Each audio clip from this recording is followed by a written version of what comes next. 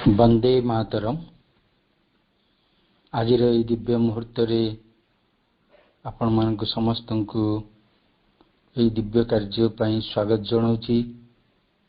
मधुमयी माँ परम प्रभु श्री अरविंदर पदारविंदे निजर कोटि कोटि प्रणाम पूर्वक आज स्वतंत्र दिव्य जीवन ग्रंथ आलोचना करने सम्मान्य भवेश भाई आमको दीर्घ दिन धरी आलोचना कर आज भाई विषयटी को सुंदर भाव आम आगे उपस्थापन करेंगे। आम मैंने इंग्राजी लाइफ डिवाइन पृष्ठा पुराणा बहीर 24 पृष्ठा अर्थात 16टी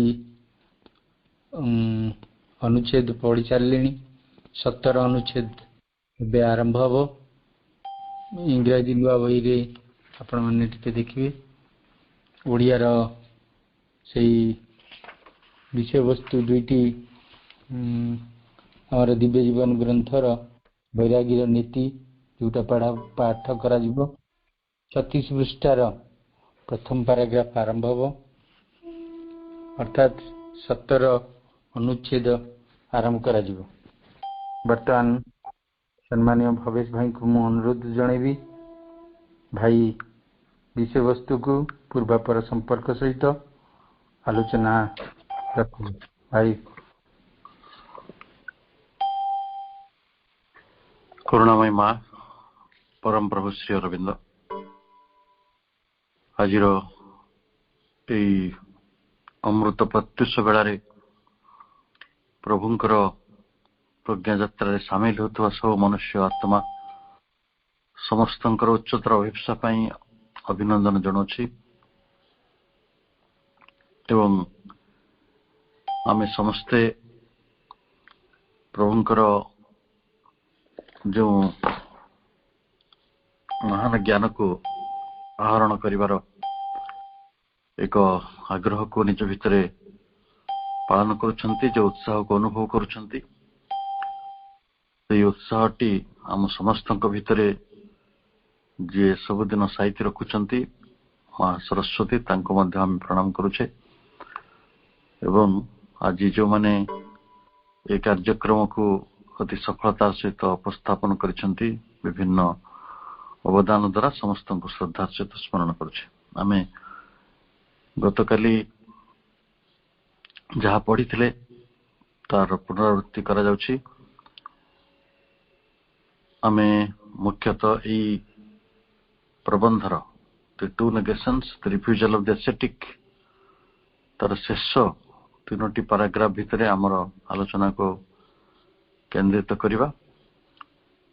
गतकाली जहाँ पढ़ा जाइथिला ताको पढ़िया परे जे नूतन जहाँ बाकी रही पढ़िबार चेष्टा करवा। आम एक कथा पढ़ी जे प्राचीन आर्य जगतर गोटे भारसाम्य थिला। से प्राचीन आर्य जगतर भारसाम्यटा को बौद्ध धर्मर गोटे नूतन आंदोलन आसिला एवं से आंदोलनटी बौद्ध जीवनर ई भारसाम्य को भांगीदेला एवं 2000 वर्ष है गोटे जड़ विरुद्ध रे चेतनार ए विद्रोह भारतर मन को अधिक परिमाण रे एक प्रकार कबलित करदेला तापर आधिपत्य विस्तार कला। गतकाली आम किसी सूचना देइथिले आर्य जीवन रे क्यों क्यों सत्य गुड़िक रही। आर्य जीवन प्रकृत रे ऑल लाइफ इज जोग एटा को पालन करथिले जेटा को परवर्ती समय प्रभु उद्धार करने चेष्टा करिसेंते। सेमाने जीवन प्रारंभिक 16 वर्ष को ब्रह्मचर्य आश्रम नारे बंची 16 वर्ष रु 48 वर्ष पर्यंत सेमाने 32 वर्ष गाह्यस्थ आश्रम नारे बंचुथिले जो गृहस्थ धर्म पालन होता। ପ୍ରଜା ସୃଷ୍ଟି କରାଯାଉଥିଲା ଏବଂ 48 ବର୍ଷ ପରେ ସେମାନେ ସମାଜ ସେବାରେ ନିଜକୁ ନିୟୋଜିତ କରୁଥିଲେ, ବୃହତ୍ତର ସମାଜକୁ ଜାଣୁଥିଲେ, ସମାଜର ସଂଗଠନ ଗୁଡ଼ିକୁ ସମ୍ଭାଳୁଥିଲେ, ସମାଜର ଦାୟିତ୍ୱ ଗୁଡ଼ିକ ନିର୍ବାହ କରୁଥିଲେ, ଯାହାକୁ କୁହାଯାଉଥିଲା ବାନପ୍ରସ୍ଥ। ଏବଂ এই ବାନପ୍ରସ୍ଥ ଅର୍ଥାତ୍ ଇଏ ଗୋଟେ ଯତିବ୍ରତର ସନ୍ନ୍ୟାସର ପୂର୍ବ ଅବସ୍ଥା ଏବଂ ଜୀବନର ଶେଷ ଅବସ୍ଥାରେ ଚତୁର୍ଥ ଅବସ୍ଥାରେ ତାକୁ ଚତୁର୍ଥ ଅବସ୍ଥା କହୁଥିଲେ, ଚତୁର୍ଥ ଆଶ୍ରମ କୁହାଯାଉଥିଲା। ଯତିବ୍ରତ କୌଣସି ଋଷିଙ୍କ ଠାରୁ ଶିଷ୍ୟତ୍ୱ ଗ୍ରହଣ କରି ସମ୍ପୂର୍ଣ୍ଣ ବ୍ରହ୍ମ ନିରାଜନାରେ ଭଗବାନଙ୍କର ଆଶ୍ରିତ ହୋଇ ଯତିବ୍ରତ ଜୀବନ, ସନ୍ନ୍ୟାସୀର ଜୀବନ ବଞ୍ଚୁଥିଲେ। ତ ଇଏ ଥିଲା ଗୋଟେ ଜୀବନର ପ୍ରତ୍ୟେକ ଜୀବନର ଗତିପଥ। ତେଣୁ ଜୀବନର କୌଣସି ଜିନିଷକୁ ଅସ୍ୱୀକାର କରିବାର କିଛି କଥା ନଥିଲା। ଗୋଟେ ପ୍ରାରମ୍ଭିକ ଶିଶୁ ଅବସ୍ଥା, କୈଶୋର ଅବସ୍ଥା, ଇଏ ତ ଅଧ୍ୟୟନର କଥା।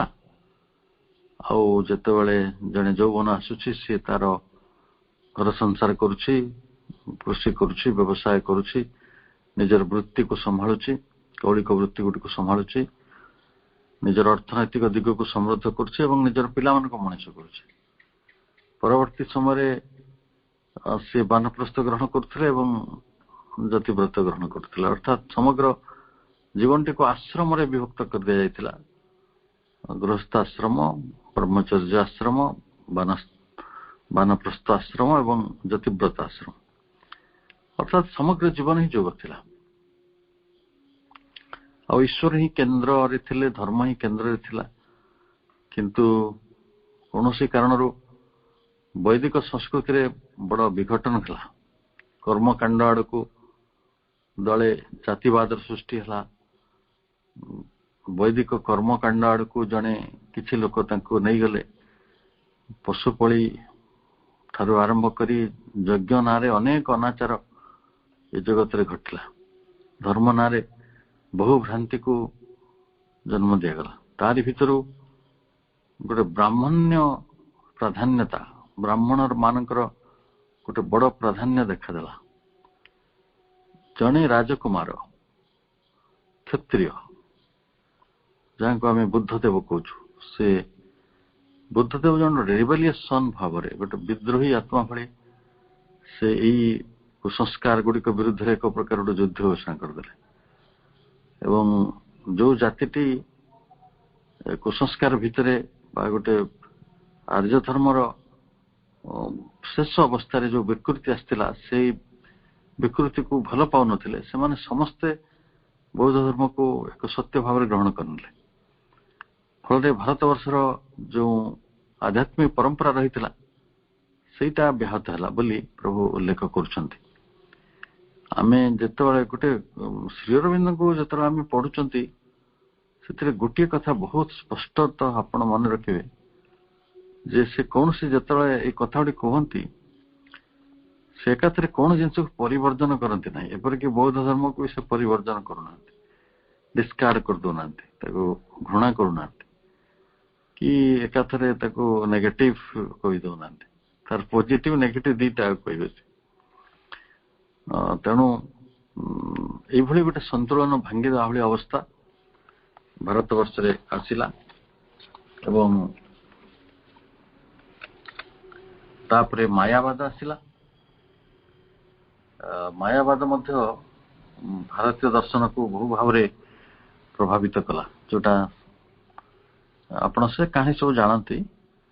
ବୌଦ୍ଧ ଧର୍ମ ଯେତେବେଳେ ସମଗ୍ର ଭାରତବର୍ଷରେ ବ୍ୟାପିଗଲା, ତେଣୁ ବ୍ରାହ୍ମଣ ଧର୍ମର ପୁଣି ଥରେ ଉଦ୍ଧାର କରିବା ପାଇଁ ଶଙ୍କରାଚାର୍ଯ୍ୟ ଅଣ୍ଟା ଭିଡ଼ିଲେ ଏବଂ ସେ ସଫଳ ମଧ୍ୟ ହେଲେ।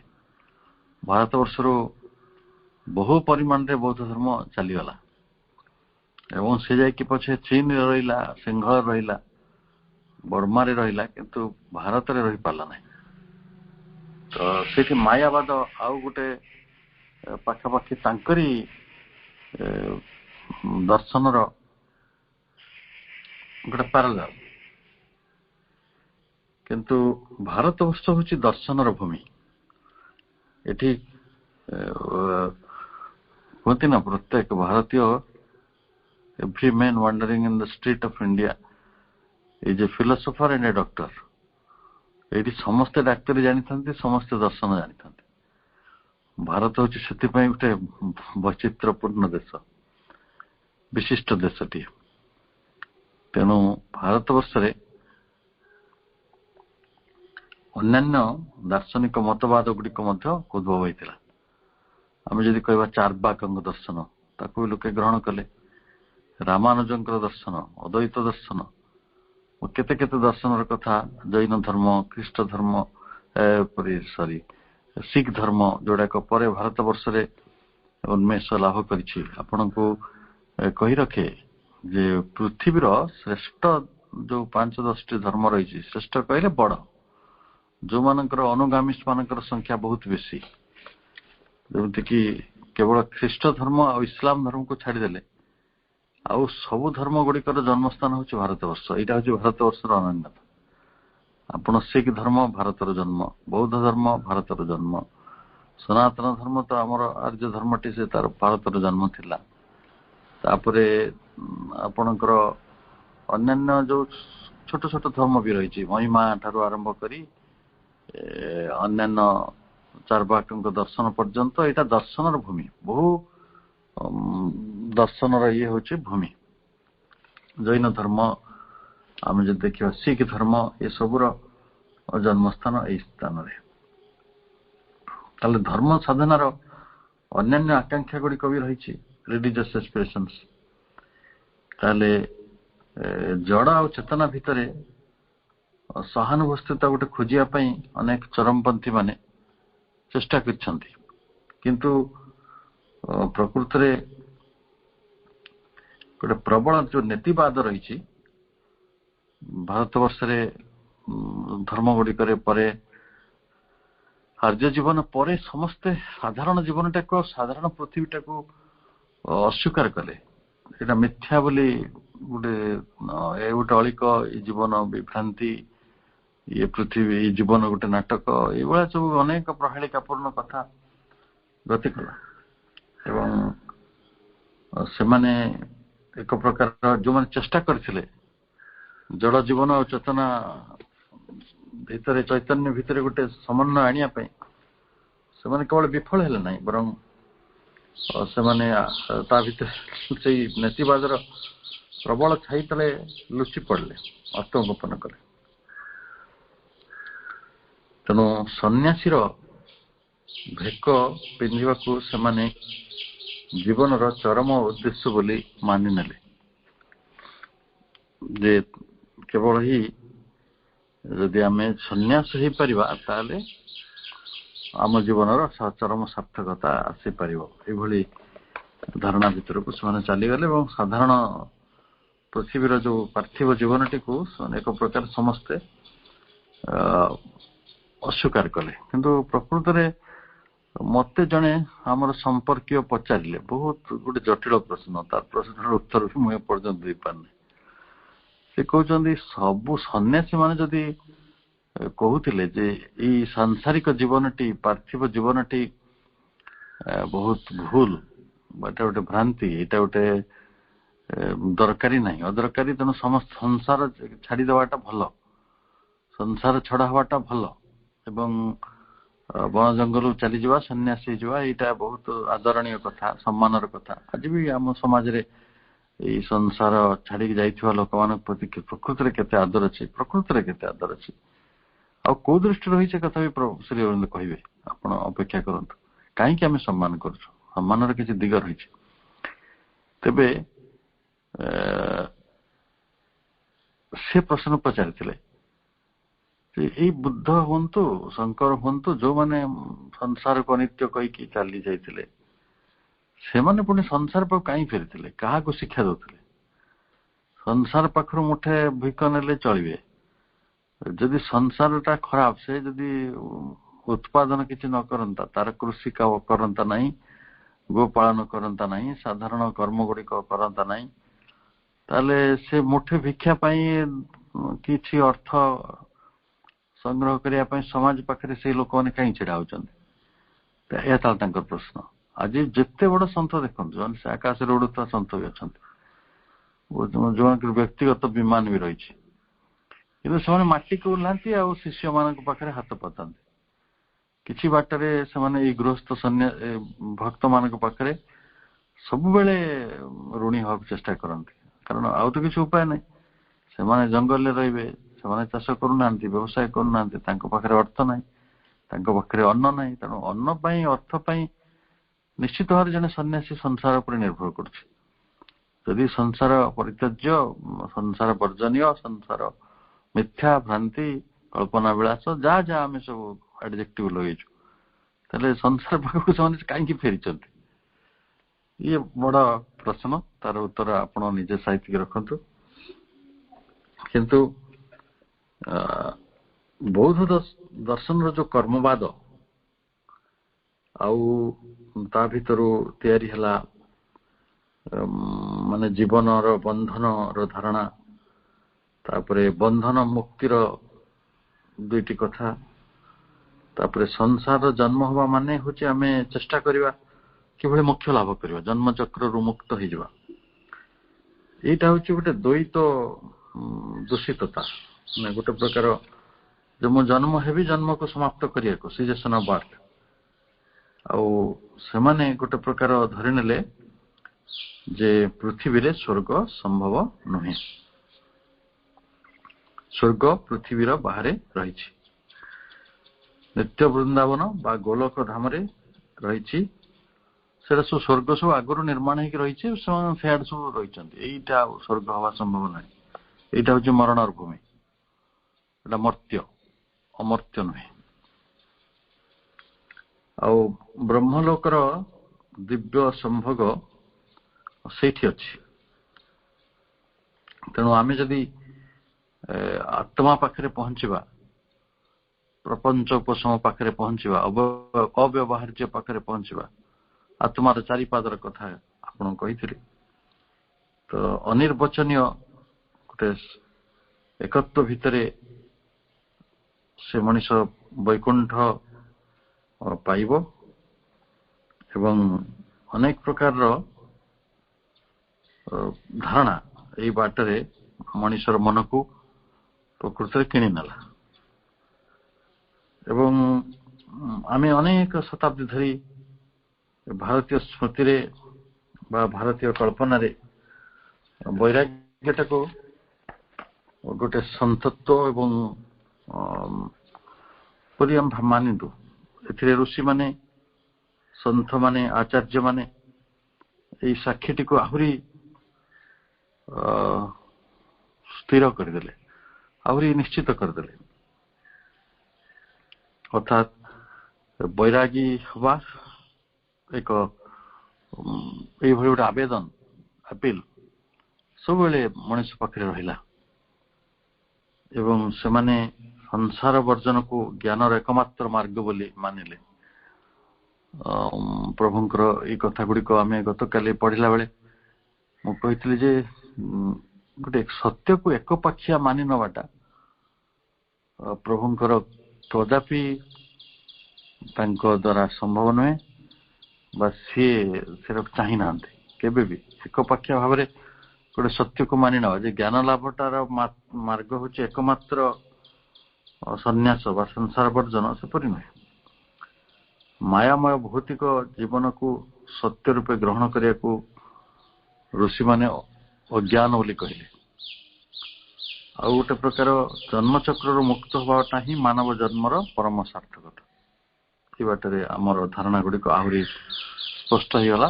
ଜୀବନରୁ ପଳାୟନ,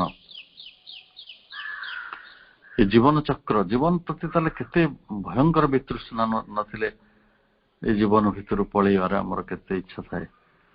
କାହିଁକି ନା ଆମେ ଜୀବନକୁ ସାମ୍ନା କରିପାରୁନୁ। ଜୀବନ ବହୁ ସମସ୍ୟାକୁ ନେଇ ଆଶା ଆମ ଆଗକୁ ଆଣୁଛି। ନିଜର ଈର୍ଷା, ଅସୂୟା, ନିଜର ଅସହିଷ୍ଣୁତା, ନିଜ ହୃଦୟର ଯୋଉ ତାଡନା ରହିଛି, ନିଜ ପାଖରେ ନିଜ ପ୍ରାଣର ଯୋଉ ଦାବି ରହିଛି, ସେଗୁଡିକ ପ୍ରକୃତରେ ପୂରଣ କରି ହଉନାହିଁ। ଯୋଉଥିପାଇଁ ମଣିଷ ଅଙ୍ଗୁର କୋଳି ଖାଇ ନ ପାରିବାରୁ ଖଟା ଭଳି ନ୍ୟାୟରେ ଜୀବନ ବିରୋଧୀ ହେଇ ପଡୁଛି। କିନ୍ତୁ ଜୀବନ ଭଳି ପରମ ବିସ୍ମୟ ଆଉ କିଛି ନାହିଁ। जीवन होची प्रभुंकर परम अवदान आ जीवन होची एई सृष्टिर एक महत्तम विषय तेणु ताठारू आम जीवनटे भल जीवनटे बंची पारु नाहंती दिव्य जीवनटे बंची पारु नाहंती एवं आम जीवन बहु क्रांतिकर विमर्श भितर कटुची ता बोली जीवन खराब जीवन को दायी करदवा आउ ए स्थान को पृथ्वी को दायी करदवा ए पृथ्वी खराब एटी स्वर्ग संभव नुहे ये गोटे धारणा आमर जगत रे भारी स्थायी भाव में रहीगला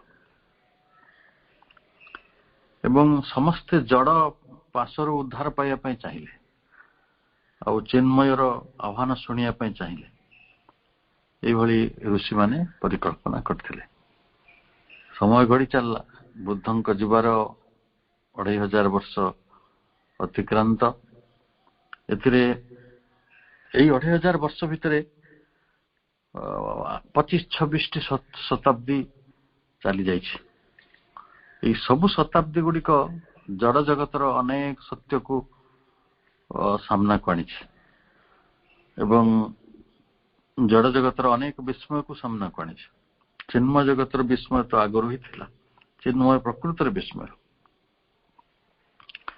किंतु याको सिंथेसाइज करिया पे के चेष्टा करि नथिले ये दुईटार महिमा को जहाँ प्रभुंक द्वारा प्रदत्त ये पृथ्वी को तार जो महिम्न दिगटी को अनुभव करिया पे कौन सी सन्थ आग भर नथिले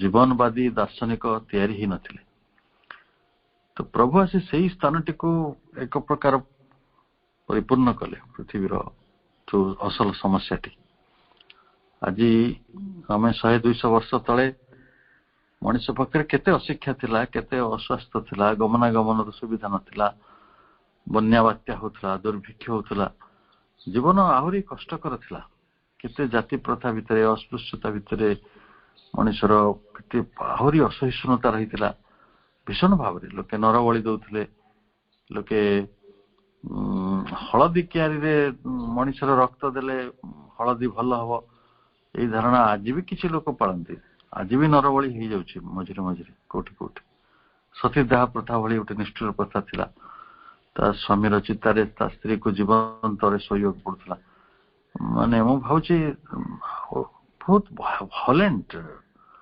जो हिंसार गोटे बड़ प्रतीक भाव में समाज मनीष माने तैयारी होते जो माने धर्म को नैतिकता को एते बड़ भावी जीवन ठारू जे जीवन सब बलि पड़ जाउथला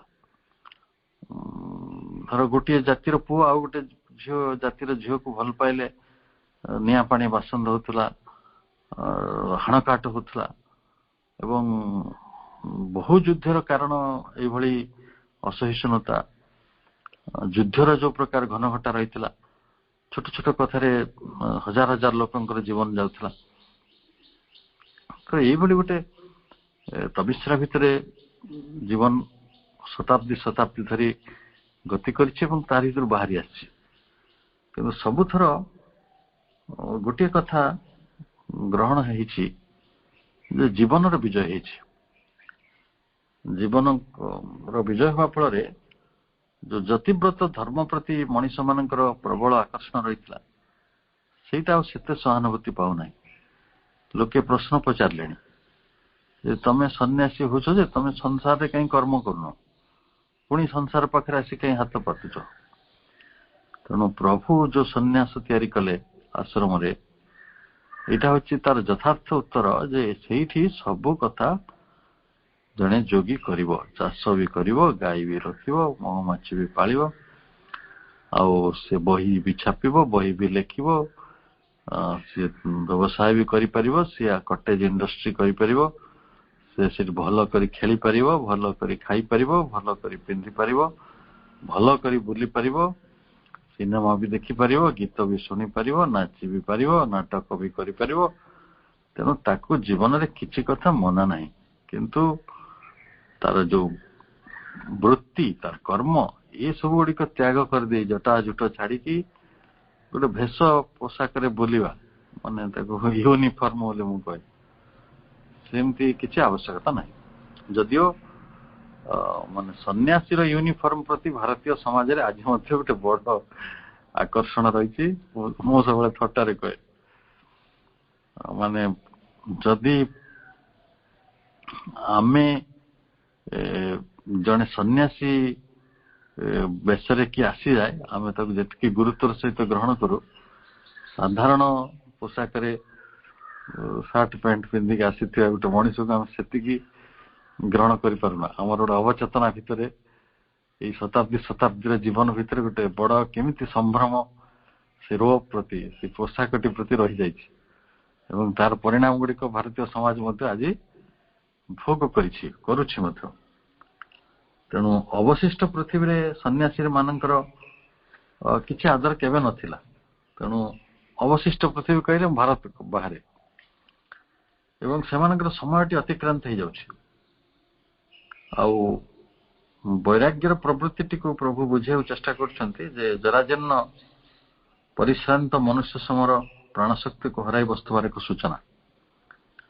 ଯୋଉମାନେ ଭାରି କ୍ଳାନ୍ତ ହେଇପଡନ୍ତି, ଆଉ ଯୋଉମାନେ ସବୁ ଅତି ବୁଢା ହେଇଥାନ୍ତି, ଯତିବ୍ରତ, ତ ସେଇ କନସେପ୍ଟ ତିଆରି ହେଇଥିଲା। ଆଉ ଯୋଉମାନେ ନିଜର ପ୍ରାଣଶକ୍ତିକୁ ହରାଇ ବସନ୍ତି, ତ ସନ୍ନ୍ୟାସଟାକୁ ସେମାନେ ସେତିକି ପରିମାଣରେ ସମର୍ଥନ କରନ୍ତି। ଅର୍ଥାତ୍ ଇଏ ଗୋଟେ ଜୀବନ ବିମୁଖତା। ଆଉ ବର୍ତ୍ତମାନ ଦେଖିବା ଯେ ସମଗ୍ର ମାନବ ସମାଜ ଯୋଉ ନିଜର ଅବଦାନଟିକୁ ଦବାକୁ ଯାଇକିରି ମନୁଷ୍ୟର ଜ୍ଞାନ ଆଉ କର୍ମର ଯୋଉ ଭଣ୍ଡାର ଭିତରେ ବହୁ ବିଚିତ୍ର ଐଶ୍ୱର୍ଯ୍ୟ ଭରିଦେବାରେ କ୍ଳାନ୍ତ ହୋଇ ପଡିଥିବାରୁ ସେ ବୈରାଗ୍ୟକୁ ଗ୍ରହଣ କରିନେଇଛି। ଅର୍ଥାତ୍ এই ଜଗତରେ ଜ୍ଞାନର କିଛି ଅଭାବ ନାହିଁ, ଦର୍ଶନର ଅଭାବ ନାହିଁ। ଏତେ ଜ୍ଞାନ ରହିଛି, ଏତେ ଦର୍ଶନ ରହିଛି, ଏତେ ଋଷି ସମ୍ପ୍ରଦାୟ ରହିଛନ୍ତି, ଏତେ ନୈତିକତା ରହିଛି, କିନ୍ତୁ ମନୁଷ୍ୟ ତା କର୍ମର ସୁଧାର ଆଣିପାରୁନାହିଁ।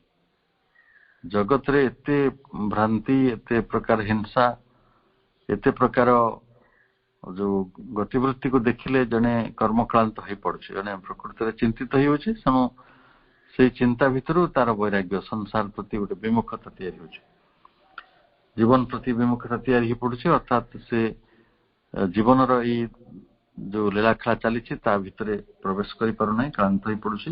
ତେଣୁ ସେ ଘୋଷଣା କରିଦେଉଛି ବୈରାଗ୍ୟ। ତେଣୁ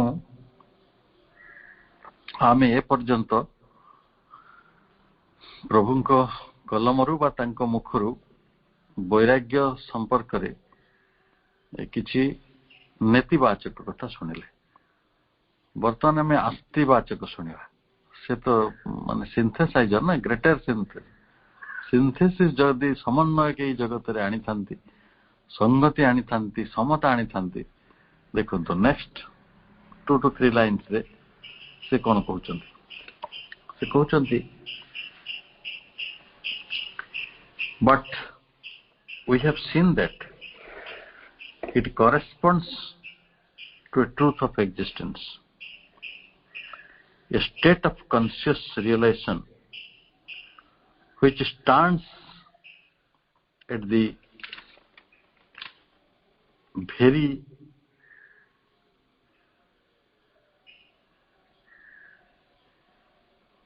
but we have seen that it corresponds to a truth of existence, a state of conscious relation which stands at the very summit of our possibility.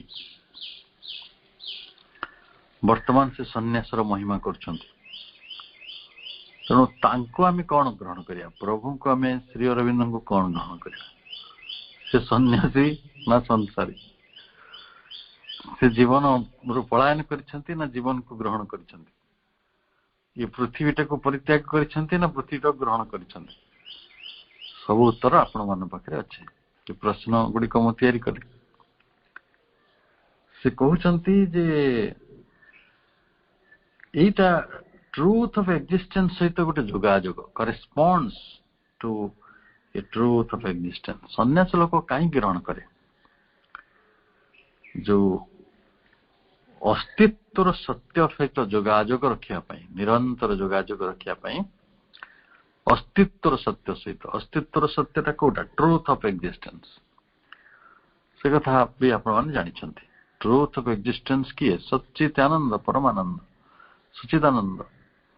तेणु जी परम ब्रह्म से होचंती तांको आपण प्रभुଙ୍କ भाषाରେ हुए तो सुप्रामेंटाल ट्रूथ बोली कहि पारंती अति मानस सत्य जो जे कि आम बियॉन्ड माइंड रहिचंती। ओके ताले से जो ट्रूथ ऑफ एक्जिस्टेंस सहित जोगाजोग करिया पई सन्यासर सृष्टि हितला।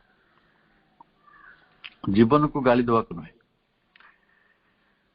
जीवन विमुख होवा पई सन्यास तैयारी हेनी। सन्यास हेतिला सत्य अस्तित्व सहित करेस्पॉन्ड जोगाजोग रखिवा, संपर्क रखिवा, भगवान सहित संपर्क जोड़िवा।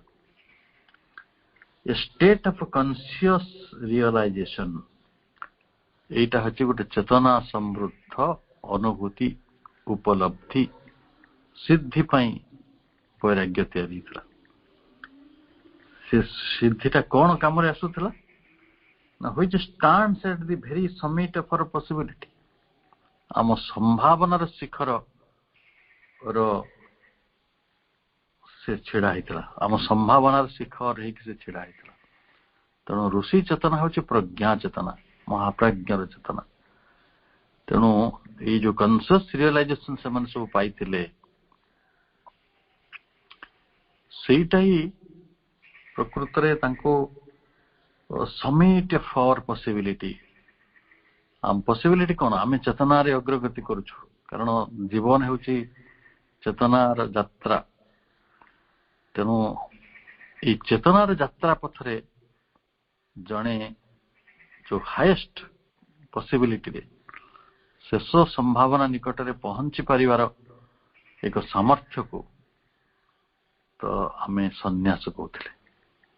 तेणु सन्यासर महिमा है कि नहीं, कितने महिमा है जे ट्रूथ से तो करेस्पॉन्ड न रखिकी और जदि कॉन्शियस रियलाइजेशन न रखिकी जदि समिट ऑफ आवर पॉसिबिलिटी निकट रे सन्यास पहुंची पारु नाही ताले से सन्यास हमको भूल मार्ग रे नहीं जाउछि। पुणी in practice also the ascetic spirit is an indispensable element in human perfection. ascetic spirit कोटा ये जो सन्यासी आत्मा सन्यासी चेतना वैराग्य चेतना इटा हला इंडिस्पेंसेबल एलिमेंट जोटा को डिस्पेंस करा जाई परिबो नाही, अर्थात जहा को परिहार्य करा जाई परिबो नाही। अपरिहार्य अपरिहार्य उपादान ये शब्द गुड़िकर गंभीरता देखंतु। इंडिस्पेंसेबल एलिमेंट ये होच अपरिहार्य उपादान कौन पाई ना इन ह्यूमन परफेक्शन मनुष्यर परिपूर्णता पाई। ताले सन्यास नेबे कि न नेबे जेटा वर्तमान भावंतु सेति पाई कहिथिल ना आर्य जीवन रे जतिव्रत part and parcel of life हेक रहितला।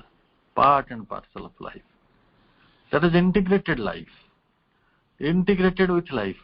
जीवन सहित सन्यास रहितला जो समय रे मनीष कर्म रु विरत हुए विश्रांति भीतर को जाए सेतेबेले से ध्यान करे, ईश्वर आराधना करे, ईश्वरଙ୍କ सहित संपर्क रक्षा करे, चेतनार क्षेत्र रे जो अग्रगति करे एटा को से माने इंटीग्रेटेड करथिले। Indispensable Etah summit of possibility निकट रे पहुंचुथिले आ एटा मानव परिपूर्णतार सबुठारु एक अपरिहार्य उपादान थिला। And even its separate affirmation cannot be avoided so long as the race has not the other and liberated its intellect and its vital habits from subjection to an always insistent animalism. बहुत बड़ कथा कहला मनीष पाखरे गोटे insistent एनिमालिज्म रही। Insistent एनिमालिज्म कौन पाशविकता पशुत्व पशु प्रवृत्ति से बहुत आग्रही। भल खाइबा जीवन को प्रबल उपभोग करिबा निज कामना बासनार दाबी गुड़िक परिपूर्ण करवा यही कामरे मनुष्यर जीवन उपयोग जेतेबेले होउथाए तारी भितरु यही जाति को as long as the race जेते पर्यंत यही जाति मनुष्य जाति liberated its intellect and its vital habits तार बुद्धि को आउ तार प्राणगत अभ्यास गुड़ी को बा संस्कार गुड़ी को जेते पर्यंत यही पशुत्व बा पाशविकतार जालरू मुक्त करि पारि नाही सेते पर्यंत सन्यासर यही separate affirmation can not be avoided मनुष्य जो सन्यास होता कौन पाई निज उपरे विजय लाभ करिया पाई से माने निज को स्वामी रूप में घोषणा करुले स्वामी जी आमे कहूले कौन क्या उपरे स्वामित्व हासिल करते निजर प्राण संस्कार बा जोटा भाइटाल हैबिट्स कहूचे बा सेमानकर बुद्धि तेणु बुद्धि को भगवत गीता दी प्रकार कथा कहते गोटे कहते गोटे अकाउंट माइंड जो जाग्रत मन से जाग्रत मन टी कौन ना निश्चयात्मिका बुद्धि से जाने ईश्वर होचंती परम सत्य जीवन होचे तांकर अवदान जीवन होचे तांक आड़ को एक अभियात्रा से निश्चयात्मिक आउ दल थे अनिश्चयात्मक जोटार आउ परिभाषा होची व्यवसायत्मिका बुद्धि अव्यवसायत्मिका बुद्धि अव्यवसायत्मिका बुद्धि सन्यासीर व्यवसायत्मक बुद्धि आम संसार जो मैंने ट्रांजेक्शन करते किए छेली पछरे अच्छी किए कुकुड़ा पछरे अच्छी किए तेजराती दुकान पछरे अच्छी किए कृषि पक्षर अच्छी किंतु सबू मन गुड़िक जे निर्मल करा जीवो इंटेलेक्ट आउ तार भाइटाल हैबिट्स गुड़िक पशुत्व मुक्त हो गोटे आहुरी उच्चता को से प्राप्त करू आहुरी विशुद्धता को से प्राप्त करू आहुरी ता भितर सावलीलता आसू आउ भी तार भितर मग्नता आसू जोटक आम कहवा सब्लिमेशन सूक्ष्मता आसब मग्नता आसब से गोटे देवत्व ता भितर को आसो ये ऋषि परिकल्पना बा सन्यासर परिकल्पना हेतिला तेणु मु भावुची सन्यास को एते उच्चा करी कहिथिबा इत्ते उच्चा करी जे एटा इंडिस्पेंसिबल एलिमेंट यार सेपरेट अफर्मेशन को हमें अवॉइड करि परिबा नहीं सन्यास ट्रूथ ऑफ एक्जिस्टेंस सहित करेस्पोंड करे स्टेट ऑफ कॉन्शियस रियलाइजेशन पाई काम करे एवं see at the very summit for possibility रे रही आउ कौन दरकार सन्यास महिमा करिया तेणु जेते पर्यंत आम प्राण आम मन आम बुद्धि गोटे पाशविकतार जाल भितर अध्युषित होइक रही सेते पर्यंत आमको ये सन्यासर प्रयोजनीयता रही कौन करा जाए जहाँ करा जाए सेटा करा जिबा उचित सन्यास धर्म रे आमे सेटा को परिशुद्ध करू परिमार्जित करू परिसंस्कृत करू रूपांतरित करू सीधा कथा रूपांतर से काम जो मनोबुद्धि मिश्रित अवस्था रही अविमिश्र करा जाए एकांत करा जाए अद्वय लाभ करा जाए जोटा द्वैतता भितर रही था कन्फ्यूजन भितर रही था तेणु से दृष्टि मु आपण मानक आज सकाल गोटे भल प्रश्न पचार चाहूँगी आमे सब सही मार्ग रे जाउछे तो मार्गटी हला liberating our intellect and vital habits which is under the subjection of animalism पुणी आम पाखरे प्रश्न होचे आमे प्रकृत रे state of consciousness realization conscious realization or truth of existence with corresponding or very summit for possibility आड़ को जाउछे तो ये जदि करूथुबा ताहले आमे साधनार मार्ग रे रहिचंती साधक हवा पई बेश पोशाक पिंधि देले साधक हवा पड़े नहीं जो माने एहा पालन करंती निजर चेतनार सर्वोत्तम शिखर रे पहुंचिया पई चेष्टा करंती और से दिगरे अग्रगति करती निजर प्राण आ बुद्धिर जो भूमि रही से बुद्धि को रूपांतर मार्ग रे नियंती तो से वर्तमान नव सन्यास भाव आम कही पारिबा जे हाँ yes these people are new सन्यासीज नुआ भारत वर्ष नुआ विचार नुआ सन्यास तापर हमें शेष पैराग्राफ मध्य को प्रवेश करुछे we seek indeed a larger and completer affirmation आमे अधिक बड़ बृहत्तर लार्जर और कंप्लीटर अधिक परिपूर्ण अधिक पूर्ण स्वीकृतिर अन्वेषण करुछु काकु नहीं जीवन को नहीं जड़ को नहीं चैतन्य को नहीं जड़ और चैतन्य भितर थिबा विवाद को नहीं तार समाधान को नहीं तार समन्वय को नहीं आमे अधिक स्वीकृति एफर्मेशन अधिक सत्य गुड़ी को अधिक निश्चितता गुड़ी को खोजुछु we seek indeed a larger and completer affirmation अधिक निश्चितता में खोजुछु बृहत्तर एवं कंप्लीटर परिपूर्ण we perceive that in the Indian aesthetic ideal the great Vedantic formula आमे वर्तमान देखुछु आमे देखिले परसीव कले आमे देखिले माने कौन देखिले इंडियन एस्थेटिक आइडियल भारतीय सन्यास आदर्श भारत रे सन्यास होछि बड़ आदर्श सही आदर्श कौन करिछि the great Vedantic formula one without a second has not been read sufficiently in the light of that other formula equally imperative all this is the Brahma आमे कौन करिछु भारतीय दर्शन परंपरा रे वैराग्य साधना भितरे आमे गोटे बड़ कथा को स्वीकार करिछु कौन सेटा से दीटा मंत्र कथा से कहउछंती वन विदाउट ए सेकेंड तार संस्कृत थिला एकम एव द्वितीयम एकम एवं द्वितीयम एकम एव द्वितीयम माने एठी केवल जणे ही अछंती द्वितीय नहीं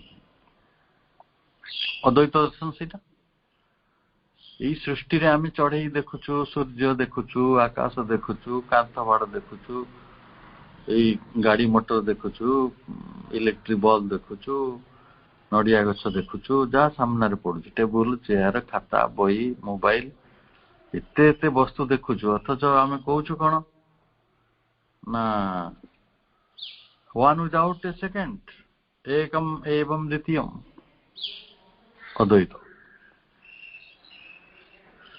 এইটা বেশি স্বীকার করা যাচ্ছে অর্থাৎ যেতেবেলে মু তাঙ্কর বৈচিত্র্যটিকে অস্বীকার করে তাঙ্কর বিবিধ রূপটিকে মু অস্বীকার করে ଆଉ କହେ ଯେ କେବଳ ସେ ଏକ ରୂପତା ନେଇକି ରହିଛନ୍ତି ହଁ ଇଏ ଚେତନାରେ ଗୋଟେ ଭଲ ଅବସ୍ଥା ସବୁ କିଛିକୁ ବାସୁଦେବ ବୋଲି ଦର୍ଶନ କରିବା ନଡ଼ିଆ ଗଛ ବି ବାସୁଦେବ ଆଉ ଆକାଶ ବି ବାସୁଦେବ କାନ୍ଥ ବି ବାସୁଦେବ ଭଲ କଥା किंतु आउ गोटे मंत्र भी अच्छी से मंत्र को भी ग्रहण करा जाई पारे अर्थात प्रभु कहउचंती आमे has not been read sufficiently in the light of other formula equally imperative all this is the Brahma जोटा होची सर्वखल्लिदं ब्रह्म जोटा परवर्ती चैप्टर रे जो चैप्टर 4 आरंभ हो से चैप्टर रो ना प्रभु रखिछंती ओमनी प्रेजेंट रियलिटी यही वास्तवता सबुठी अछंती सर्वभूत रे अछंती सर्वभूतात्मा ही रहिछंती ତେଣୁ ସର୍ବଖଲ୍ଲିଦ ବ୍ରହ୍ମ, ଏଠାରେ ଯାହା କିଛି ଅବସ୍ଥିତ ରହିଛି ସବୁ ବ୍ରହ୍ମ ଅଟନ୍ତି। ତେଣୁ ମୁଁ ଯଦି କହିବି ଏକମେବ ଦ୍ୱିତୀୟ, ଇଏ ଗୋଟେ ଏଠି ଦ୍ୱିତୀୟ ହିଁ ନାହିଁ, ଏଠି ସେ କେବଳ ଜଣେ ହିଁ ଅଛନ୍ତି। ଆଉ ଦ୍ୱିତୀୟ ଅବସ୍ଥା ହେଲା ଅଲ୍ ବ୍ରହ୍ମ, ମାନେ ସର୍ବଖଲ୍ଲିଦ ବ୍ରହ୍ମ। ତାହେଲେ ଦୁଇଟା ଭିତରେ ଯେତେବେଳେ ଆସିବ, ପ୍ରଭୁ କହିଲେ ଯେ ଭାରତୀୟ ସନ୍ଥ ପରମ୍ପରା ବା ଯୋଉ ତାଙ୍କର ଯୋଉ ଦର୍ଶନ, ତାଙ୍କର ଯୋଉ ଆଇଡିଆଲ୍ସ, ତାଙ୍କର ଦର୍ଶନଟି ବା ତାଙ୍କର ଯୋଉ ଆଦର୍ଶଟି, ସେ କେବଳ ଏକମ ଏବଂ ଅଦ୍ୱିତୀୟଟାକୁ ଗ୍ରହଣ କରିଛି। ଆଉ ଓମନି ପ୍ରେଜେଣ୍ଟ ରିଆଲିଟି ବା ସର୍ବଖଲ୍ଲିଦ ବ୍ରହ୍ମଟିକୁ ଅଧିକ ଅଧ୍ୟୟନ କରିନାହିଁ। has not been read sufficiently, ବହୁତ କିଛି ତାକୁ ଅଧ୍ୟୟନ କରିନାହିଁ। ତାହେଲେ ଆମେ ମାନେ ବେଶୀ ଖୁସି ହବା, ଆନନ୍ଦିତ ହବା ଯେ ସେଇ ଅଧ୍ୟୟନର ସୁଯୋଗ ପ୍ରଭୁ ଆମକୁ ପ୍ରଦାନ କରିଛନ୍ତି। କିଭଳି ଭାବରେ ଓମନି ପ୍ରେଜେଣ୍ଟ ରିଆଲିଟି ବା ସର୍ବଖଲ୍ଲିଦ ବ୍ରହ୍ମଟି ଆମେ ଜଡ଼ ଭିତରେ ବି ତାଙ୍କୁ ସନ୍ଧାନ କରିପାରିବା, ଚେତନା ଭିତରେ ବି ତାଙ୍କୁ ସନ୍ଧାନ କରିପାରିବା, ସର୍ବଭୂତରେ ତାଙ୍କୁ ସନ୍ଧାନ କରିପାରିବା। ଏଇଭଳି ଏକ ସୂତ୍ରକୁ ସେ କିଭଳି ଭାବରେ ପ୍ରଦାନ କରିଛନ୍ତି ଏବଂ ଭାରତୀୟ ଯୋଉ ଦର୍ଶନ ବା ଯୋଉ ସନ୍ଥ ପରମ୍ପରା ବା ସନ୍ଥ ଆଦର୍ଶ ଯେ ଗୋଟେ ଆଡକୁ ଚାଲି ଯାଇଛି, ସମନ୍ୱୟ ଆଣିପାରି ନାହିଁ, ସମତା ଆଣିପାରି ନାହିଁ, ତ ସେ ବିଷୟରେ ମଧ୍ୟ ସେ ଦିଶ ନିର୍ଦ୍ଦେଶ କରିଛନ୍ତି। ପୁଣି କହୁଛନ୍ତି ଦି passionate aspiration of man upward to the divine has not been sufficiently related to the descending movement of the divine leaning downward to embrace eternally its manifestation।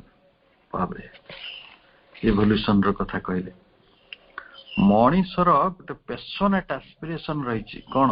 of man upward to the divine, ଦିବ୍ୟଙ୍କର ଊର୍ଦ୍ଧ୍ୱଗତି,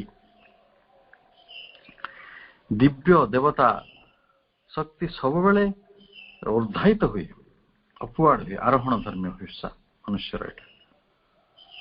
କିନ୍ତୁ ଯେ ସେ ସବୁବେଳେ ଯଦି ଭାବିବ ଏଟା upward divine, ଉଚ୍ଚତର divine, divine ସବୁବେଳେ ଉଚ୍ଚତର ଦିଗକୁ ଗତି କରୁଛନ୍ତି, କିନ୍ତୁ has not been sufficiently related to the descending movement of the divine leaning towards downwards to embrace eternally its manifestation।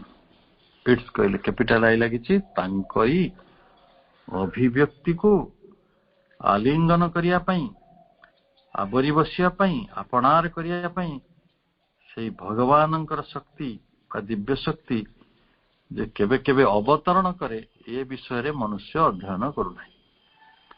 ଅର୍ଥାତ୍ ଇନଭଲ୍ୟୁସନ କଥାଟିକୁ ମଣିଷ ବୁଝି ନାହିଁ, ଖାଲି ଇଭଲ୍ୟୁସନ କଥାଟାକୁ ବୁଝୁଛି। ଆଗକୁ ଯିବାଟା ବଢିଆ କଥା, କିନ୍ତୁ ନିମ୍ନକୁ ତ ଯାଏ ନା କିଏ?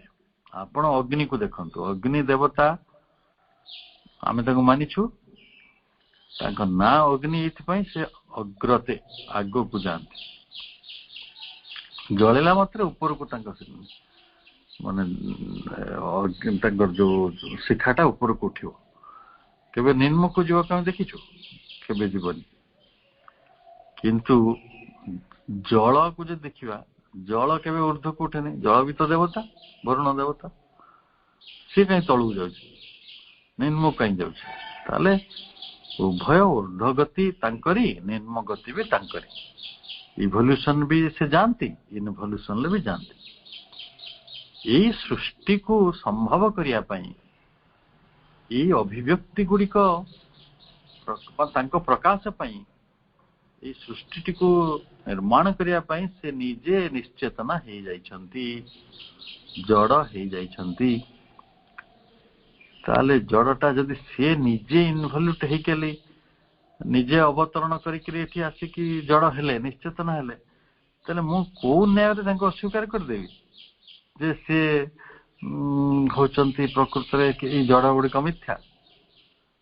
ତେଣୁ ସେଇ ସମାନ ସତ୍ୟ, ଯୋଉ ସତ୍ୟର ଆମେ ଆରୋହଣ ଧର୍ମୀ ସତ୍ୟର ନିରାଜନା କରୁଛୁ, ଆରାଧନା କରୁଛୁ, ସେଇ ସତ୍ୟ ମଧ୍ୟ ଅବରୋହଣ ଧର୍ମୀ, ସେଇ ସତ୍ୟ ମଧ୍ୟ ଜଡ଼ ହେଇକି ଆମକୁ କେତେ ସେବା କରୁଛନ୍ତି। ଆମେ ଅନ୍ନକୁ ବ୍ରହ୍ମ କହୁଛୁ, ସେଇଟା ନ ଖାଇଲେ ବଞ୍ଚି ପାରିବାନି। ପବନ ନିଶ୍ୱାସ ନ ନେଲେ ବଞ୍ଚି ପାରିବାନି, ଜଳକୁ ଗ୍ରହଣ ନ କଲେ ବଞ୍ଚି ପାରିବାନି, ଆଲୋକ ନଥିଲେ ବଞ୍ଚି ପାରିବାନି, ଆକାଶ ନଥିଲେ ବଞ୍ଚି ପାରିବାନି, ମାଟି ନହେଲେ ବଞ୍ଚି ପାରିବାନି। ତାହେଲେ ଏ ସବୁ ଗୁଡ଼ିକ ଏଇ ଯୋଉ ବ୍ୟବସ୍ଥାଟିକୁ ସେ ନିଜେ ହେଇଛନ୍ତି, ନିଜେ ସେ ନିଜର ସୃଷ୍ଟିଟିକୁ ରକ୍ଷା କରିବା ପାଇଁ ଏଇ ଜଡ଼, ପଥର, ମାଟି ଯାହା ଆମେ ଦେଖୁଛୁ, ଯେତେ ନିଚ ମାନେ କିଚଡ଼ ଯାହା କୁହନ୍ତି, ମଇଳା ଆବର୍ଜନା, ତା ଭିତରୁ ପଦ୍ମ ଫୁଟେଇବାର ଅଭିଳାଷା ସେ ରଖିଛନ୍ତି, ମାନେ ବେଷ୍ଟ ଆଉଟ୍ ଅଫ୍ ୱେଷ୍ଟ। ତେଣୁ ଆମେ ଜଡ଼କୁ ନିଶ୍ଚେତନା କହିକି ପ୍ରତ୍ୟାଖ୍ୟାନ କରିଛୁ, ଠିକ ଅଛି, କିନ୍ତୁ ସେଇ ନିଶ୍ଚେତନା ଭିତରେ ନ ଆସିଲେ ଏଇ ସୃଷ୍ଟିଟି ଅଭିବ୍ୟକ୍ତ ହେଇପାରିବନି। ଆପଣ କୋଉଠି ଘର କରିବେ, କାହାକୁ ଭାଙ୍ଗି କାରଖାନା କରିବେ, କାଉଠକୁ ଭାଙ୍ଗିକି କଣ କରିବେ, unless other it is not there। ଯଦି ଏ ସୃଷ୍ଟିଟି ସେଇ ବାଟରେ ନିର୍ମାଣ ନ ହେଇବ, ତାହେଲେ ଆପଣ ଜୀବନ ଧାରଣ କେମିତି କରିବେ? ତାହେଲେ ଆମେ ସେ ବିଷୟରେ ଅଧିକ ପଢି ନାହୁଁ। The passionate aspiration of man upward to the divine has not been sufficiently related, ଅଧିକ ସମ୍ପର୍କିତ ହେଇପାରିନାହୁଁ, to the descending movement of the divine leaning downward to embrace eternally। এটা ପୁଣି ଶାଶ୍ୱତ ଭାବରେ ଘଟିଛି its manifestation। Its meaning in matter has not been so well understood as its truth in the spirit। ତେଣୁ ଜଡ଼ର ଏଇ ସତ୍ୟଟିକୁ ଆମେ ଭଲ ଭାବରେ ବୁଝିପାରିନାହୁଁ, not been so well understood, ଭଲ ଭାବରେ ବୁଝା ଯାଇପାରିନାହିଁ, as its truth in the spirit। ଆତ୍ମା ଭିତରେ ବାସ କରିଥିବା ତାଙ୍କର ଅସ୍ତିତ୍ୱଟାକୁ ଆମେ ଯେଭଳି ବୁଝିଛୁ, ଚେତନା ଭିତରେ ଥିବା ତାଙ୍କର ଅସ୍ତିତ୍ୱଟିକୁ ଆମେ ଯେଭଳି ବୁଝିଛୁ, ଜଡ଼ ଭିତରେ ଥିବା ତାଙ୍କର ଅସ୍ତିତ୍ୱଟିକୁ ଆମେ ବୁଝିପାରିନାହୁଁ। ତେଣୁ ଆପଣ ଯୋଉଦିନ ଭାତ ମୁଠେ ଖାଆନ୍ତି, ସେ ଯେ ଈଶ୍ୱରଙ୍କୁ ଆପଣ ଗ୍ରହଣ କରୁଛନ୍ତି, ଏବଂ ଯୋଉଦିନ ପବନ ନଉଛେ ଈଶ୍ୱରଙ୍କୁ ଗ୍ରହଣ କରୁଛନ୍ତି, ସେ କଥାଟା ବୁଝିବା ଦରକାର। କିନ୍ତୁ ପୁଣି ଯିଏ ଗ୍ରହଣ କରୁଛି ଆମ ଭିତରେ ସତ୍ତା ହେଇକି, ଜୀବନ ହେଇକି, ସିଏ କିଏ?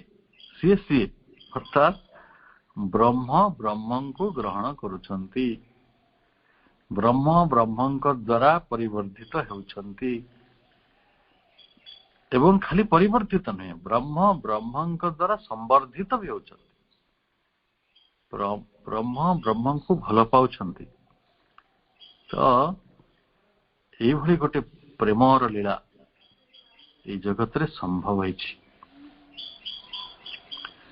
ଏବଂ ସେଇ ଲୀଳାଟାକୁ ଯେତେ ପର୍ଯ୍ୟନ୍ତ ଆମେ ବୁଝି ନାହୁଁ, ଆମେ ସବୁବେଳେ ଗୋଟେ ଭାଇଟାଲ ଲେଭେଲକୁ ହିଁ ଖସିଯିବା। ତେଣୁ ପ୍ରେମଟାକୁ ଆମକୁ ଏଇ ବାଟରେ ବୁଝିବାକୁ ପଡିବ। ଜଡ଼ ପ୍ରତି ଆମର ପ୍ରେମକୁ ଆହୁରି ଘନିଷ୍ଠ କରିଦେଲେ କିଛି ଅସୁବିଧା ନାହିଁ। ଆମକୁ ସମସ୍ତେ କହିଲେ ଜଡ଼ଟାକୁ ଛାଡ଼ିଦେବା, କିନ୍ତୁ ଆମେ କହୁଛୁ ନାଇଁ, ଯେହେତୁ ସେ ପରମ ପ୍ରଭୁ ନିଜେ ଶରୀର ପରିଗ୍ରହଣ କରିଛନ୍ତି ଆମକୁ ଏଇ ଅସ୍ତିତ୍ୱକୁ ସମ୍ଭବ କରିବା ପାଇଁ, ସମଗ୍ର ବିଶ୍ୱକୁ ସମ୍ଭବ କରିବା ପାଇଁ ସେ ଅବତରଣ କରିଛନ୍ତି ନିଶ୍ଚେତନା ରୂପରେ, ତାହେଲେ ଆମେ ତାଙ୍କୁ କେମିତି ଦେଖିବା, କେମିତି ବୁଝିବା? ଏଇ ବୁଝିବାଟା ବଡ କଥା ନା, କେତେ ବଡ କଥା। ସାବିତ୍ରୀର ପ୍ରଥମ କେଣ୍ଟରେ ସେ କହିଲେ ଯେ ଏଇ ଜଗତରେ କେତେ ଅବତରଣ ହେଇଛି, ସବୁଠାରୁ ବଡ ଅବତରଣଟି ହଉଛି ଯେତେବେଳେ ନିଶ୍ଚେତନା ରୂପରେ ସେ ଅବତରଣ କଲେ। ତେଣୁ ଇନକନସିଏଣ୍ଟ, ଏଇ ଜଡ଼ ହଉଛି ଗୋଟେ ବିଶ୍ୱ, ଗୋଟେ ୟୁନିଭର୍ସାଲ ଅବତାର। ଆମେ ରାମଙ୍କୁ, କୃଷ୍ଣଙ୍କୁ, ବୁଦ୍ଧଙ୍କୁ, ଯାହାକୁ ବି ଅବତାର ମାନୁ, କିନ୍ତୁ ଏଇ ଜଡ଼ ହଉଛି ଗୋଟେ ୟୁନିଭର୍ସାଲ ଅବତାର। ଜଡ଼ ଭିତରେ ସେଇ ଅବତାରତ୍ୱକୁ, ତାଙ୍କର ଅବତରଣକୁ ଆମେ ବୁଝିଲୁଣି କି? ବୁଝିବାକୁ କେତେ ଦିନ ଲାଗିବ? ଯେତେ ଦିନ ପର୍ଯ୍ୟନ୍ତ ଆମେ ଜଡ଼ର ଏଇ ମହାନ ସତ୍ୟକୁ ବୁଝି ନାହୁଁ ସେତେ ପର୍ଯ୍ୟନ୍ତ ସନ୍ନ୍ୟାସର ଏଇ ଧାରା ଅବ୍ୟାହତ ରହିବ, ଚାଲିବ, ଏଇ ଯାତ୍ରା ମଧ୍ୟ ଚାଲିବ। ଦିବ୍ୟ ଜୀବନ ପ୍ରତିଷ୍ଠା ବିଳମ୍ବିତ ହଉଥିବ। ଦିବ୍ୟ ଜୀବନ ଯେତେବେଳେ ପ୍ରତିଷ୍ଠା ହବ ସେତେବେଳେ ଚେତନାର ସତ୍ୟକୁ ନେଇ କେବଳ ପ୍ରତିଷ୍ଠିତ ହବ ନାହିଁ, ଜଡ଼ର ସତ୍ୟକୁ ନେଇ ମଧ୍ୟ ପ୍ରତିଷ୍ଠିତ ହବ। ଜଡ଼ର ଚେତନା, ଜଡ଼ର ଭିତରେ ଚେତନାର ଉନ୍ମେଷ ଏବଂ ଚେତନା ଜଡ଼କୁ ଗ୍ରହଣ କରିବାର ଯୋଉ ଆବଶ୍ୟକତା, ଏ ଦୁଇଟାକୁ ହିଁ ପ୍ରକୃତରେ ଆମେ ମହାମିଳନର ପର୍ବ କହିବା। ଅର୍ଥାତ୍ ଚେତନାର ବିଜ୍ଞାନ, ଅଧ୍ୟାତ୍ମ ବିଜ୍ଞାନ ଯେତେବେଳେ ଜଡ଼ ବିଜ୍ଞାନ ସହିତ ସମ୍ମିଳିତ ହବ ସେତେବେଳେ ବିଜ୍ଞାନ ଘନ ଅବସ୍ଥା ଆସିବ, ଯୋଉଟାକୁ ଆମେ କହୁଛୁ ଅତିମାନସ। ଏଇ ଅତିମାନସର ଯୁଗରେ ଯେତେବେଳେ ଅତିମାନସର କାର୍ଯ୍ୟ ଆରମ୍ଭ ହେଇଛି ପୃଥିବୀରେ, ଦେଖିବେ ବିଜ୍ଞାନ ଜଗତରେ ବେଶୀ ପରିବର୍ତ୍ତନ ହଉଛି। ନୂଆ ନୂଆ ଆବିଷ୍କାର ମାନ ଆସିବ, ନୂଆ ନୂଆ ଗୋଟେ ଅନ୍ୱେଷା ଫଳବତୀ ହବ, ବହୁ ରହସ୍ୟର ସମାଧାନ ହବ। ଆଉ ଚେତନା ଜଗତର ଯେଭଳି ବିସ୍ମୟପୂର୍ଣ୍ଣ, ଯେଭଳି ବହୁତ ଆକର୍ଷଣୀୟ, ସେଇଭଳି ଜଡ଼ ଜଗତର ସତ୍ୟ ଗୁଡିକ ମଧ୍ୟ ଆକର୍ଷଣୀୟ। ଆଜି ଆମେ ଯେତେବେଳେ ଏଟମିକ୍ ଥିଓରି ପଢିଲେଣି, ଏଟମିକ୍ ପାୱାର ମାନଙ୍କ ବିଷୟରେ ସବୁ ଜାଣିଲେଣି, ସେଥିରୁ କଣ ବୁଝା ପଡୁନାହିଁ ଯେ ଈଶ୍ୱର ଆମ ଭିତରେ ଉପସ୍ଥିତ କିଭଳି ରହିଛନ୍ତି। ଗୋଟେ ଅଣୁ ପରମାଣୁ ଭିତରେ ମଧ୍ୟ ତାଙ୍କର ମହାନ ଶକ୍ତି ଏବଂ ମହାନ ଶୃଙ୍ଖଳା ଏବଂ ତାଙ୍କ ଚିତ୍ ଶକ୍ତି କାର୍ଯ୍ୟ କରୁଛି। ବିଜ୍ଞାନ ଆମ ଆଖି ଖୋଲି ଦଉଛି। ତେଣୁ ଜଡ଼ ଜଗତର ଏଇ ସତ୍ୟ ହିଁ ଆମ ମାନଙ୍କର ଜଣେ ସନ୍ନ୍ୟାସ ମାର୍ଗରେ ଆମେ ଚେତନାର ଯୋଉ ଉତ୍ତରଣ କଥା ଗୁଡିକ ଜାଣିଛୁ, ବର୍ତ୍ତମାନ ଅବତରଣର ଯୋଉ ସତ୍ୟଟିକୁ ଯେତେବେଳେ ଆମେ ବୁଝିବା ସେତେବେଳେ ଯାଇକି ଆମର ଏଇ ଜୀବନର ଯାତ୍ରା ଗୁଡିକ ଆହୁରି ସଫଳ ଭାବରେ ସମ୍ଭବ ହବ। ତେଣୁ ଶ୍ରୀ ଅରବିନ୍ଦଙ୍କ ଅନୁଗାମୀ ମାନେ ଯେତିକି ଦାର୍ଶନିକ ତାଠାରୁ ବେଶୀ ବୈଜ୍ଞାନିକ। ଦର୍ଶନ ଏବଂ ବିଜ୍ଞାନର ଏଇ ମହାମିଳନ କରିଥିବା ମହାପ୍ରଭୁ ଶ୍ରୀ ଅରବିନ୍ଦଙ୍କ ପାଖରେ ଆମର ଅନନ୍ତ କୋଟି ପ୍ରଣାମ ଜ୍ଞାପନ କରିବା ଏବଂ ମହାସରସ୍ୱତୀଙ୍କ ନିକଟରେ ଆମେ ସମର୍ପିତ ହବା ଯେ ଆମ ବୁଦ୍ଧିକୁ, ଆମ ପ୍ରାଣକୁ, ଆମ ମନକୁ, ଆମ ଶରୀରକୁ ସେ ଆହୁରି ରୂପାନ୍ତରିତ କରନ୍ତୁ, ଯାହା ଫଳରେ ଏଇ ସତ୍ୟ ଗୁଡିକ ଧାରଣ କରିବାର କ୍ଷମତା, ସେଇ ସତ୍ୟ ଗୁଡିକ ପ୍ରତି ଆକର୍ଷିତ ହବାର ଧାରଣା ମାନେ ସାମର୍ଥ୍ୟ ଏବଂ ସେଇ ସତ୍ୟକୁ ଜାଣିପାରିବା ଭଳି ଚେତନାଗତ ସମ୍ବୁଦ୍ଧି ଆମକୁ ସେ ପ୍ରଦାନ କରନ୍ତୁ। এইଭଳି ଏକ ସତ୍ ଆସ୍ପୃହା ସହିତ ଆଜିର ଆଲୋଚନାକୁ ଏଇଠି ରଖୁଛି। ସମସ୍ତଙ୍କୁ ଅନେକ ଅନେକ ଶ୍ରଦ୍ଧା, ସମ୍ମାନ, ଅଭିନନ୍ଦନ, ଅଭିବାଦନ ଏବଂ ବନ୍ଦେ ମାତରମ୍।